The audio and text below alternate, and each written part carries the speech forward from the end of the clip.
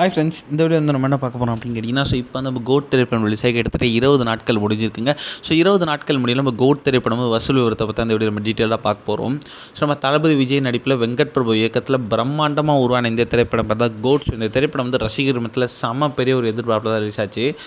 மேலும் இந்த திரைப்படத்தில் வந்து நம்ம தளபதி விஜய் கூட சேர்ந்து ஒரு பிரபுதேவா, பிரசாந்த், லைலா, மோகன், ஸ்னேகா, அதுக்கப்புறம் கேமியோ ரோலில் ஒரு த்ரிஷா, சிவகார்த்திகேயன், இந்த மாதிரி வந்து ஏகப்பட்ட கதாபாத்திரங்கள் இந்த திரைப்படத்தில் நடிச்சிருந்தாங்க. மேலும் வந்து இந்த திரைப்படத்தை ஏஜே ஸ்ரீராம் தான் தயாரிச்சிருந்தாங்க. நம்மளோட யுவன் சங்கர் தான் மியூசிக் பண்ணியிருந்தாங்க.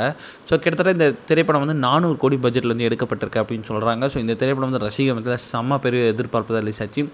அந்த எதிர்பார்ப்பு வந்து பூர்த்தி பண்ணிச்சா அப்படின்றது ரசிகர்கள் சில தரப்பு மக்கள் வந்து நல்லா இருக்குது அப்படின்னு சொல்லலாம். வந்து கொஞ்சம் தரப்பு மக்கள் வந்து திரைப்படம் வந்து சுமாரான கதை தான் அப்படின்ட்டு சொல்லிட்டு தான் இருந்தாங்க. ஆனாலுமே வந்து இந்த திரைப்படம் வந்து கலெக்ஷனில் எந்த ஒரு இதுவே இல்லாமல் சூப்பராக தான் கலெக்ட் பண்ணிட்டு இருந்துச்சு.